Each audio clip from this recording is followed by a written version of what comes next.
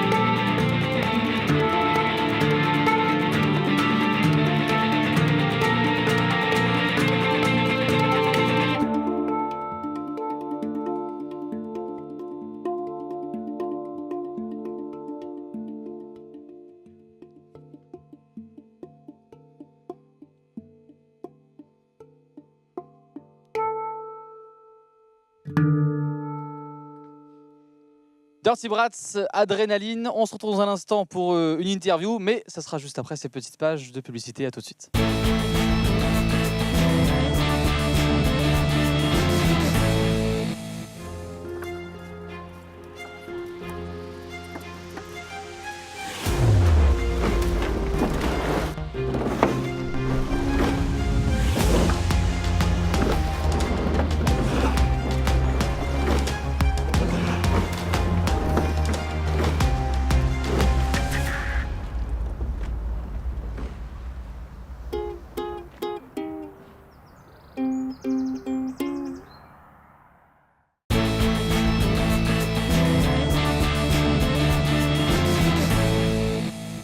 De retour sur le plateau de On Air en compagnie de Jérémy et François. Merci beaucoup d'avoir joué pour nous tout à l'heure, c'était super.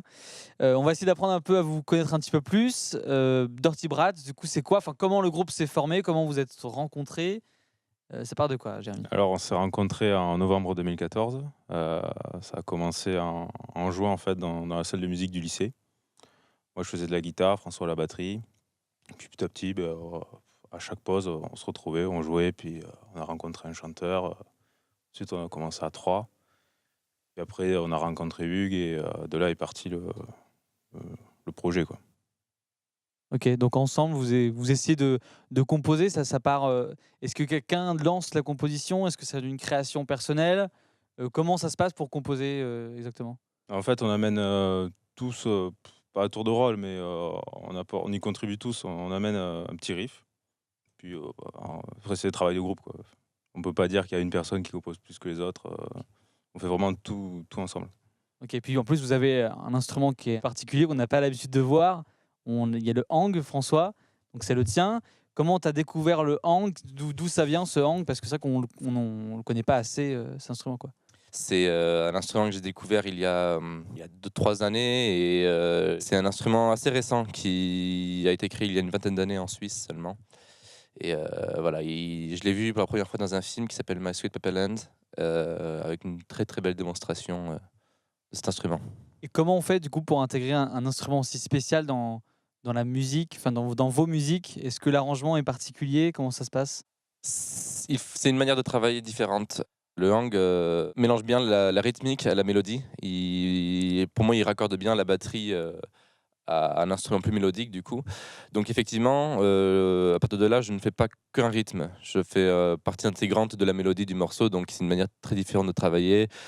On prend en compte qu'il y a 3 mélodies différentes, peut-être avec 3 instruments, et donc on n'a pas tous la même importance. Et puis ça rend très bien, on l'a vu. Ce que je vous propose, c'est qu'on fasse une petite pause et qu'on regarde tout de suite. Ça se passe à Bègle. C'est le collectif Wilson Productions. Un petit reportage, on se retrouve juste après pour la suite des questions. Pour moi, le cabinet Dr Larsen, c'est un cabinet musical, donc c'est une école de musique donc qui englobe énormément de pôles. Ils prêtent aussi du matériel pour les événements. Mon projet, en fait, et le leur, ça se complète en quelque sorte. C'est-à-dire qu'ils sont énormément sur l'accompagnement. Je fais des événements. Là, j'en fais le premier ce soir. Je vais essayer d'en faire un maximum pour leur donner une expérience sur la scène, leur donner l'opportunité aussi de rencontrer d'autres personnes. Alors, le collectif, il s'appelle Wilson Productions.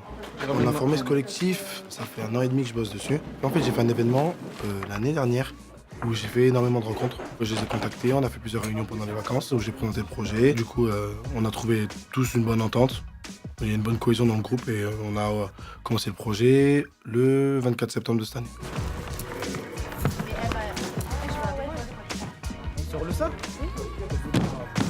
Dans ce collectif, on est sur de la production et du développement d'artistes. On a des ateliers d'écriture, des ateliers d'articulation, des ateliers de tempo sur lesquels on va gérer les artistes, donc on va les avoir. Ils vont nous amener leurs dernières écritures, on va bosser sur les sons qu'ils ont fait dernièrement. Il y en a qui ont des mixtapes, il y en a qui veulent faire des pochettes d'albums. Donc à partir de là, on fixe des rendez-vous avec le photographe, le cameraman pour travailler sur le scénario, les beatmakers pour faire les prods pour les sons. On essaye de cibler quand est-ce qu'on peut enregistrer. Pourquoi pas si ça marche d'en faire leur métier. Et l'avenir après, on verra. Hein. On sait pas ce qu'il y a en réserve, comme on dit. De retour sur le plateau de On Air, est-ce que vous aussi, ça vous arrive de pouvoir vous produire régulièrement sur scène, faire des concerts, des festivals peut-être? Alors depuis 4 ans, oui, on a eu de nombreuses occasions déjà de concerts de tout genre, en commençant par des bars avec devant quelques dizaines de personnes, jusqu'à notre plus gros, ça a été le Rocher de Palmer, où on a pu de jouer devant un bon public. Ouais, on a pu faire quelques festivals, quelques tremplins. Là, on est dans cette période un peu difficile où on est tous les 3 étudiants, avec beaucoup de projets à côté. On essaye toujours de garder un rythme assez régulier de répétition pour composer. Maintenant, notre priorité, ça va être d'enregistrer avant de pouvoir obtenir de nouveaux concerts. Il nous faudrait des enregistrements professionnels. Mais du coup, est-ce qu'il y a au moins, est-ce qu'il y a ce rêve, au moins cette envie de vivre de la musique entièrement? Bien Est-ce sûr. que c'est présent? Ouais. Ah, bien sûr, totalement.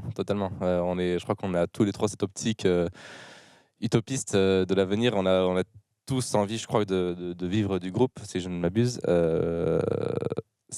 Mais c'est pas la chose la plus simple. On sait très bien que c'est de la chance, beaucoup de talent, beaucoup de travail, des contacts à avoir, beaucoup de temps, effectivement. Et c'est un rêve.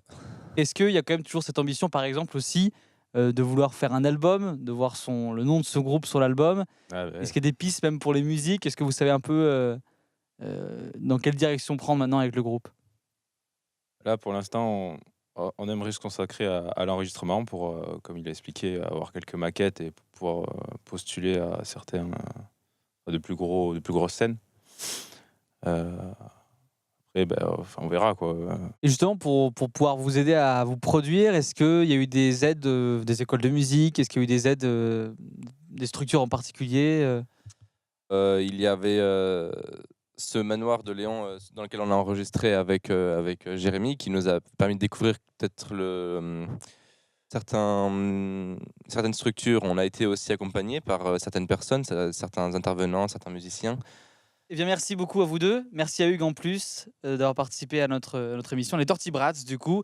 Bravo à toute l'équipe technique évidemment et puis au Bon Endroit de Bordeaux pour le prêt des éclairages pour le décor. Nous on se retrouve bientôt. Au revoir et merci à tous.